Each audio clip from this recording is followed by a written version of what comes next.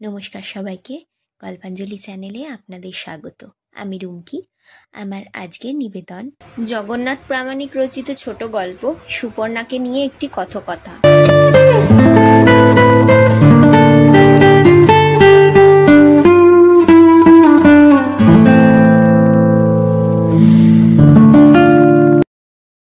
সুপর্ণাকে আমি প্রথম দেখি স্বপ্নে।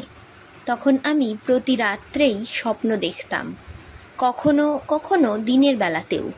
বিশেষত আমাদের উঠোনের বেলের ঝাড়ে ফুল এলে কিংবা ফুলের গন্ধে চারিদিক সুবাসিত হলে।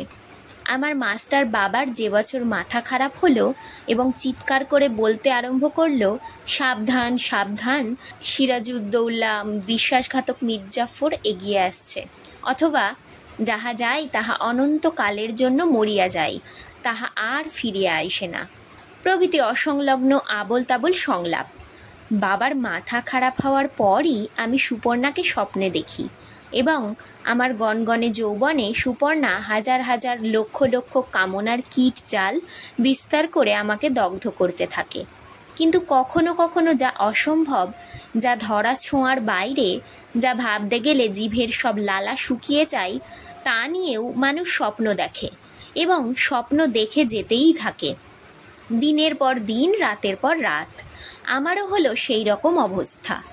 সুপর্ণা রূপবতী, সুপর্ণা স্বাস্থ্যবতী, মেদহীন। রামধনুর 7টি রঙের সবকটাই বোধহয় ঈশ্বর সুপর্ণার শরীরে মিশিয়ে দিয়েছে। সুপর্ণার লাল ঠোঁটে চুম্বক, চোখের তারায় জাদু, চলার গতিতে ওড়িশি নৃত্যের ভঙ্গিমা। সুপর্ণার শরতের মেঘমালার মতো ভেসে ভেসে বেড়ায়। হঠাৎ দরজায় ঠুকঠুক শব্দ। আমি কলম থামিয়ে বসে বসেই জিজ্ঞেস করি, কে? দাদা, আমি একটু দরকার ছিল। এসো। আপনার ভাইকে বলেছিলেন? কি বলো তো? ভুলে বসে আছেন তো? আমি ভেবেছিলুম। রুমার চোখে মুখে ঠোঁটে হাসির ফোয়ারা। না মানে, জানি আপনি আত্মভোলা। বলবো আজকালের মধ্যে, সত্যি তুমি চাকরি করবে? না করলে দাদা আর চলছে না। নিমেষে মুখের হাসি মিলিয়ে গিয়ে যন্ত্রণা আর আরতির চিহ্ন ফুটে ওঠে রুমার চোখে মুখে। রুমা অর্জুনের স্ত্রী, থাকে আমার ফ্ল্যাটের পাশের ফ্ল্যাটে। 3 বছর বিয়ে হয়েছে ওদের, ছেলে মেয়ে হয়নি। অন্ধকার আকাশে তারার দ্যুতির মতো রুমার যৌবন, যে কোনো পুরুষ আকর্ষিত হতে বাধ্য। আমি একাধারে লেখক এবং শিক্ষক। শিক্ষকতা আমার পেশা, লেখা আমার নেশা। আমি যখন সুপর্ণাকে নিয়ে উপন্যাসটা লিখছিলাম, তখনই রুমা আমার ঘরে ঢোকে এবং চাকরির কথাটা তোলে। রুমা চাকরি করতে চায়, কারণ রুমার বরের প্রাইভেট কোম্পানির চাকরির ইনকামে ওদের সংসার খুঁড়িয়ে খুঁড়িয়ে চলছে।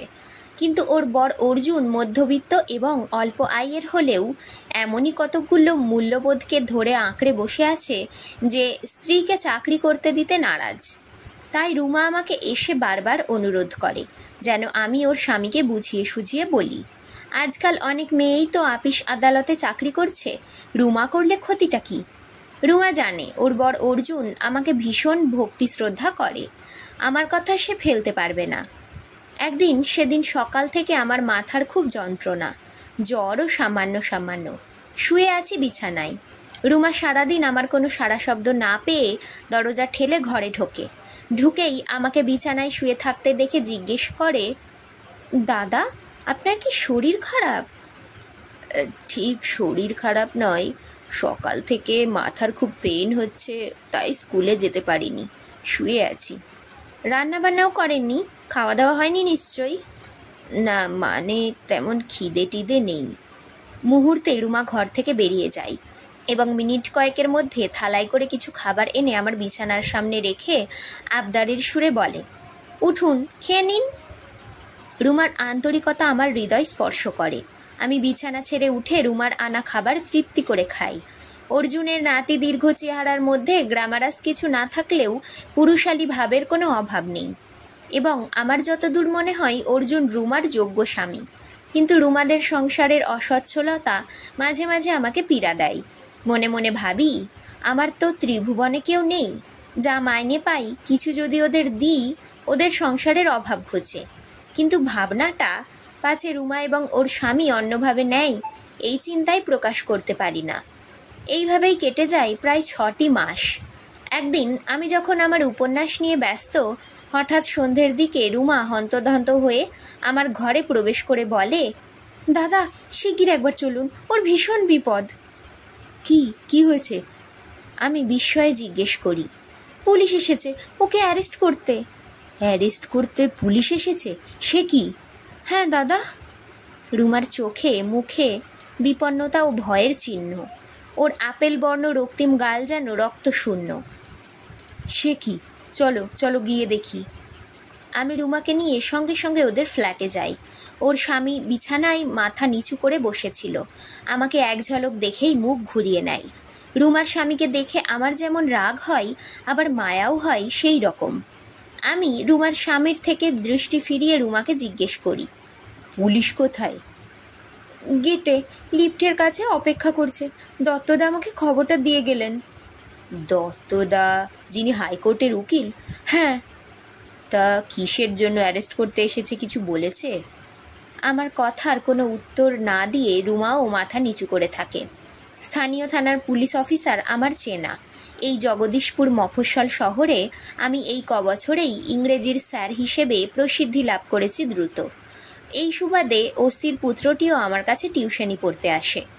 আমি রুমাকে আমার সঙ্গে এসো বলে সিঁড়ি দিয়ে নেমে গেটের কাছে যাই। ওসি আমাকে দেখতে পেয়েই বলেন, ভেরি সরি স্যার, আপনার জন্যই ওপরে যেতে পারিনি। অর্জুন সিংহের নামে মার্ডার কেসের ওয়ারেন্ট আছে। মার্ডার কেসের? আমি বিস্ময়ে হতবাক হয়ে যাই।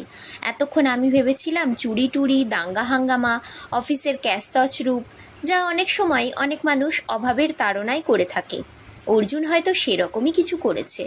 মার্ডার কথাটা শুনেই আমার শরীরের রক্ত হিম হয়ে যায়। আমি ওসিকে দৃঢ় স্বরে বলি, পুরকায়স্থবাবু, be alert about your duty. Thank you sir. বলেই পুরকায়স্থ ও তার সঙ্গীরা বুটের আওয়াজে সিঁড়ি কাঁপিয়ে উপরে উঠে যায় এবং অর্জুনকে হাতকড়া পরিয়ে নিচে নিয়ে আসে। একটা কথা ভেবে আমি আজও আশ্চর্য হয়ে যাই, মার্ডার কেসের আসামি হয়েও অর্জুন ফেরার হলো না কেন? অর্জুনকে নিয়ে চলে যাবার পর আমি ভেবেছিলাম রুমা হয়তো খুব কান্নাকাটি করবে এবং ভেঙে পড়বে, কিন্তু না, তেমন কিছু ঘটেনি। কারণ রুমা আমাকে যা বলেছিল তা এই রকম, দাদা আমি আর পারছিলাম না। ঈশ্বর যা করেন তা মঙ্গলের জন্যই করেন। ও আমাকে ঠকিয়েছে। আমরা যখন বিরাটিতে ছিলাম তখন ওর সাথে আমার পরিচয় হয়। ওর ব্যবহার, ভদ্রতা, আন্তরিকতা, ভালোবাসা আমাকে মুগ্ধ করেছিল। তাই ওকে আমি বিয়ে করি। ও বলেছিল ওর বাড়ি বিহারের পাটনাতে। বিয়ের 3 মাস পরে ও আমাকে বলল, আমি দেশে যাচ্ছি দিন 7 জন্যে। দেশে কিছু জমি জায়গা আছে, সেসব বিক্রি করে এখানে একটা ফ্ল্যাট কিনবো। আমি সানন্দে বলি, তা তো খুব ভালো কথা, যাও। ও সেবার বাড়ি গিয়ে প্রায় মাসখানেক ছিল। ওর আসতে দেরি দেখে বিহারের বাড়ির যে ঠিকানা দিয়েছিল সে ঠিকানায় আমি বেশ কয়েকটি চিঠি লিখি, কিন্তু একটিরও উত্তর পাইনি। পরে মাসখানেক বাদে ফিরে এসে ও আমাকে যা বলল তা শুনে আমার লজ্জায় ঘৃণায় আত্মহত্যা করতে ইচ্ছে করে। ও বলল ওর আরেকটি বউ আছে এবং আরেকটি মেয়েও আছে। দেশের জমি জায়গা বিক্রি করে এসেছে ঠিকই, তবে বউকেও সঙ্গে আনতে হয়েছে। আপনি দেখতেন না, এখানে ওখানে কাজের নাম করে প্রায় দিনই বাড়ি আসতো না। আসলে কাজের নাম করে ওর বউয়ের কাছে গিয়ে থাকতো। আর এই যে ফ্ল্যাটটা দেখছেন, এটা কেনা হয়েছে আমার মায়ের টাকায়। বাবা মারা যাওয়ার আগে বেশ কিছু টাকা আমার নামে ফিক্সড করে গিয়েছিল। সেই টাকা দিয়ে ফ্ল্যাটটা কেনা হয়েছে, কারণ আমি চেয়েছিলাম সম্পূর্ণভাবে আলাদা থাকতে। আরও একটি ঘটনা শুনলে আপনি আশ্চর্য হয়ে যাবেন। ওর বিহারে তেমন বিশেষ কিছু জমি জায়গা ছিল না। বিহার থেকে এসে ও ওর স্ত্রীর বাপের বাড়িতে ওঠে। নিরীহ গোবেচারা মানুষ কালীপদবাবু মেয়ের সুখ শান্তির জন্য ওকে একটা প্রাইভেট কোম্পানির চাকরিতে ঢুকিয়ে বেশ কিছু টাকা মেয়ের হাতে দেন ঘর ভাড়ার জন্য। ও সেই সব টাকা জুয়াতে উড়িয়েছে। বাইরে দেখতে ওরকম মিনমিনে হলে কি হবে, ওর মধ্যে শয়তানি বুদ্ধি খেলা করে সব সময়। শুনেছি ওর বাবা ছিলেন বাঙালি, মা বিহারি। রুমা এসব কথা বলতে বলতে কান্নায় ভেঙে পড়ে। আমি রুমাকে বলি, যাও ঘরে যাও। ঘরে যাবার আগে রুমা বলে, ও কাকে খুন করেছে জানেন? না, কাকে? সবিতাদিকে। সবিতাদিকে? আমি জিজ্ঞাসা করি। রুমা আর কিছু বলে না। ওর চোখ দিয়ে শুধু জল ঝরতে থাকে। আমি বুঝে নিই রুমা ওর সতীনের কথা বলছে। রুমাকে বলি, চলো ঘরে চলো। বলে আমি 2 পা এগিয়ে সিঁড়িতে উঠতেই রুমাও আমাকে অনুসরণ করে। তা যা হোক, আসল কথায় আসি। অর্জুন মার্ডার করার পর অ্যারেস্ট হয়ে যখন জেলে যাই, তখন রুমা অন্তঃসত্ত্বা ছিল। অতএব আমার একটা দায়িত্ব কাঁধে এসে পড়ে, এবং সে দায়িত্ব মানবিকতা হেতু আমি যতটা সম্ভব পালন করার চেষ্টা করি। রুমাও ক্রমান্বয়ে আমার ঘনিষ্ঠ হয়ে পড়ে, কিন্তু নিঃস্বার্থ উপকারে যে এত জ্বালা, এত অপমান, তা আগে আমার জানা ছিল না। পাশাপাশি ফ্ল্যাটের লোকেরা আমাদের এই ঘনিষ্ঠতাকে অন্যভাবে নেয়। তারা কুরুচিপূর্ণ সমালোচনায় মুখর হয়ে ওঠে। রুমা একদিন, আমি তখন উপন্যাসটির সুপর্ণা চরিত্রের জালে আবদ্ধ হয়ে ছটপট করছি, কাঁদতে কাঁদতে ঘরে ঢুকে পায়ের ওপর আছড়ে পড়ে বলে, আর আমি পারছি না দাদা, আমাকে হয়তো সুইসাইড করতে হবে। আমি কোনোভাবেই বিচলিত না হয়ে রুমাকে হাত ধরে তুলে পাশে বসিয়ে বলি, ছি, অমন কথা মুখে আনতে নেই। কি হয়েছে বলো? আপনাকে আমাকে নিয়ে পাশাপাশি ফ্ল্যাটের অনেকেই আড়ালে আবডালে বহুদিন ধরে কুরুচিপূর্ণ মন্তব্য করত। আজ দত্তবাবু আমাকে একটা বিশ্রী কথা বলে ফেললেন। কি বললেন দত্তবাবু? দত্তবাবু বললেন বিশু নাকি ঠিক আপনার মতো দেখতে হয়েছে। তাই? আমি হেসে বলি, তা কি খারাপ বলেছে? অনেক সময় ভাগ্নে তো মামার মতো হয়ই। দাদা! রুমা বিস্ময়ে আমার দিকে চেয়ে থাকে। আমি বলি, এর জন্য মন খারাপ করে লাভ নেই, যাও ছেলের কাছে যাও। এই ঘটনার পর আমারও মনটা কেমন ভেঙে পড়ে। রুমার মনের মধ্যেও সংকোচ ও আড়ষ্টতার জন্ম হয়। রুমা আমার ঘরে এলেই আমিও সবসময় একটা অস্বস্তি বোধ করি। ঘরে ঢুকলেই মনে হয় কখন আমার ঘর থেকে বেরিয়ে যাবে। আজকাল আমি আর রাঁধি না, কারণ 2 হাঁড়ির খরচ যে অনেক। আমি বাজার হাট করি, রুমা রান্নাবান্না করে আমাকে ঘরে দিয়ে যায়। উকিল দিয়ে যথেষ্ট চেষ্টা করেও অর্জুনের যাবজ্জীবন জেল হয়ে গেল। আমি পড়লাম মহা ফাঁপড়ে। যে রুমা আগে চাকরির জন্য ব্যস্ত হয়ে উঠেছিল, সেই রুমা একবারের জন্যও চাকরির কথা মুখে আনে না। হয়তো ওর শিশুপুত্রের প্রতি স্নেহ ও ভালোবাসা, অথবা অর্থের প্রতি নিস্পৃহতা। আমিও পাছে রুমা অন্যরকম কিছু ভাবে, যেমন গলগ্রহ বোঝা, তাই যেচে চাকরির কথা বলতে পারি না। ক্রমে দিন গড়িয়ে চলে, কেটে যায় 2 বছর। রুমার ছেলে এখন হাঁটতে শিখেছে, কথা ফুটেছে মুখে। এমত অবস্থায় আমি যখন রুমা ও রুমার ছেলের ভবিষ্যৎ নিয়ে চিন্তাভাবনা করছি, অপ্রত্যাশিতভাবে একদিন একটা ঘটনা চোখে পড়ে। আমার ফ্ল্যাটের চাবি রুমার কাছেই থাকতো, কারণ রুমার রান্নাবান্নার জন্য বা এটা ওটা প্রয়োজনে আমি কখনো স্কুল থেকে ফিরি, তার জন্য অপেক্ষায় না থাকতে হয় রুমাকে। তাছাড়া যেহেতু রুমা আমার জীবনের সঙ্গে, কিংবা আমি পরোক্ষভাবে রুমার জীবনের সঙ্গে জড়িয়ে গেছি, তখন আর ব্যবধানটুকু রেখে লাভ কি? বাবা মারা যাবার পর যেহেতু আমি বাবার সবেধন নীলমণি এবং এ যাবৎ অবিবাহিত, ভবিষ্যতে আর সংসার করব কি না যথেষ্ট বিচার্য, তখন যা কিছু সবই তো রুমা আর রুমার ছেলের। সেদিন আমার বাড়ি ফেরার কথা নয়, স্কুলের কাজে কলকাতায় যাওয়ার কথা, কিন্তু শরীর খারাপের জন্য বাড়ি ফিরতে বাধ্য হই। সন্ধ্যের ঠিক আগে ফিরে দেখি রুমা ও একটি সুদর্শন ছেলে আমার ঘরে, আমার সোফার ওপর বসে ঘনিষ্ঠভাবে কথোপকথনে মগ্ন।